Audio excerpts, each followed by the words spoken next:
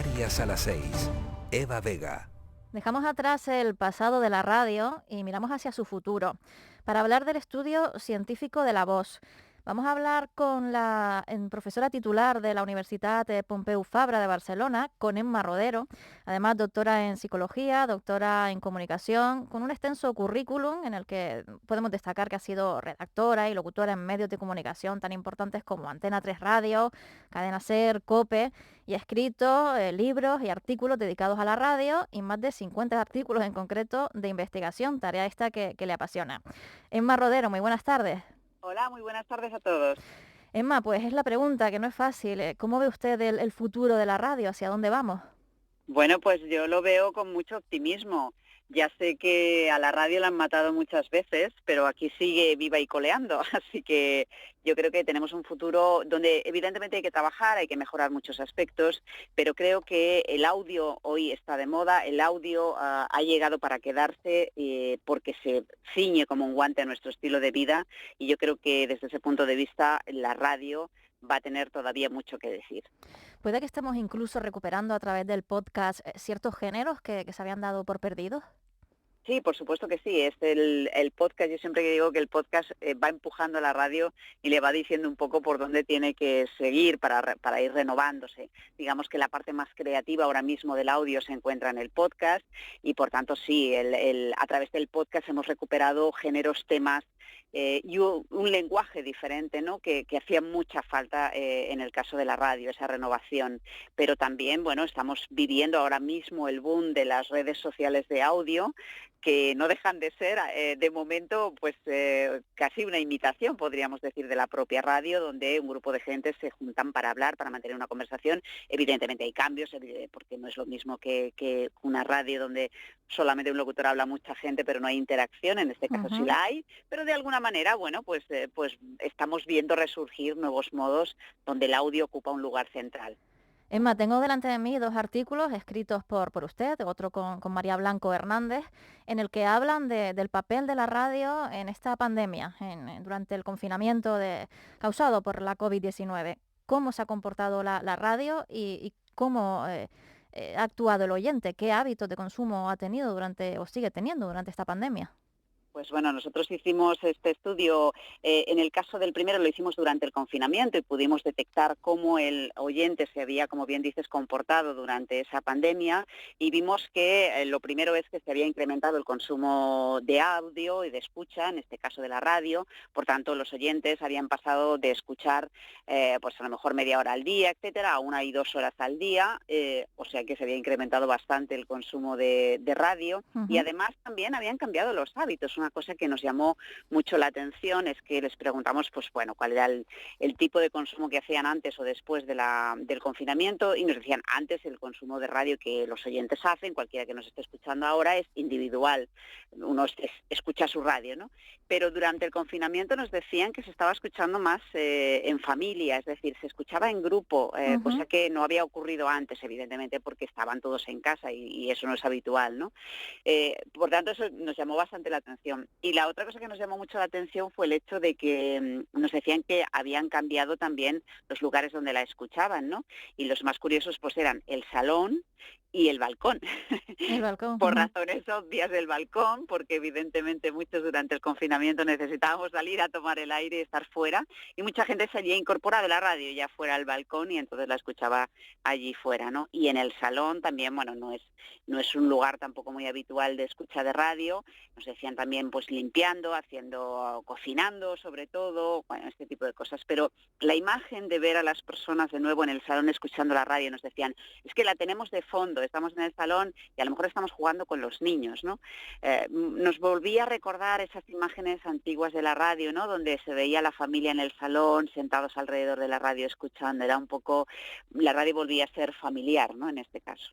Y ha sido quizás una oportunidad también, como ocurre en momentos de crisis, para la radio, para ser considerada como el medio que transmite más credibilidad y confianza. Sí, eso lo dicen todas las encuestas, no solamente ahora con la crisis, pero evidentemente se pone más de manifiesto en momentos de crisis porque cuando tú confías en un medio, evidentemente después lo consumes también bastante, ¿no?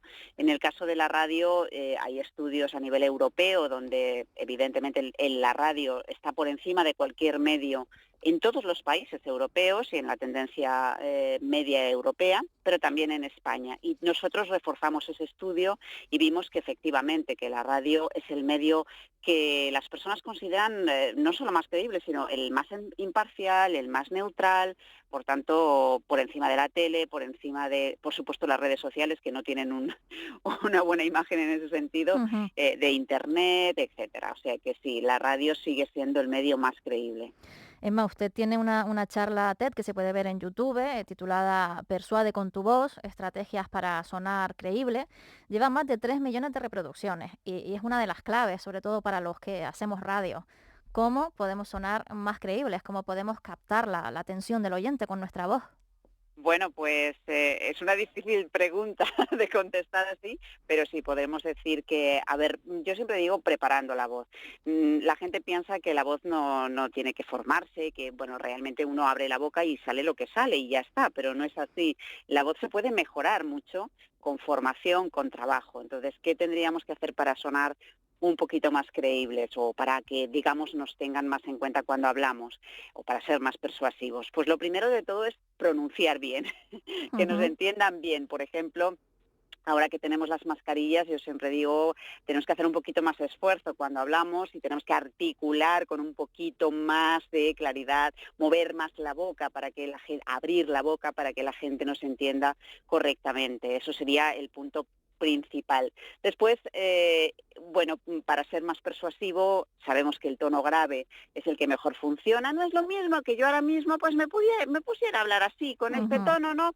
Pues como que no suena tan creíble. Por tanto, la siguiente tecla a tocar sería que el tono de la voz sea más bien grave y después también que haya una intensidad suficiente que permita escuchar a la persona sin hacer ningún esfuerzo y después la velocidad de habla pues tiene que ser tendente a rápida. Cuando digo tendente a rápida, cuidado, que la gente, ¡hala! Entonces hay que hablar muy rápido, entonces no hay que hablar muy rápido porque si hablas muy rápido me pones muy nerviosa y además no te entiendo nada. No, no he dicho muy rápido. He dicho tendente a rápido. Las personas normalmente cuando hablan muy despacio suenan más aburridas y es porque son a lo mejor pues más tímidas. Entonces, cuando tú hablas un poquito más rápido, en el último estudio que hemos hecho, eso incluso es percibido como que eres más inteligente y sobre todo eres más eficaz y creíble a la hora de transmitir. Con lo cual es un poquito más rápido que viene a ser un poco lo que estoy haciendo yo ahora. Y lo más importante son cambios de velocidad, más que hablar muy rápido o hablar muy lento. Bueno, más o menos esos son los ingredientes. Después hay que trabajarlos uno a uno y practicar un poquito.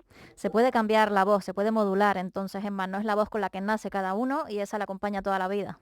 Bueno, yo creo que no, porque si no se pudiera cambiar la voz, pues entonces Ujú. estaríamos un poco perdidos. Claro que se puede cambiar la voz. Yo podría, lo único que estoy haciendo ahora mismo es cambiar los órganos de articulación de posición, es decir, mi boca, los labios, la lengua, etcétera.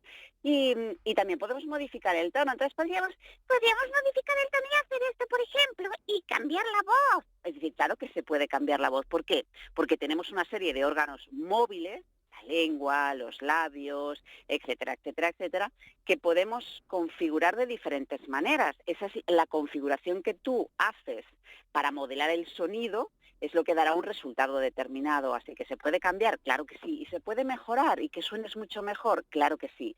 Y después, eso en cuanto al instrumento, es decir, en cuanto a la propia voz, pero después hay una segunda parte que a mí me gusta recalcar siempre.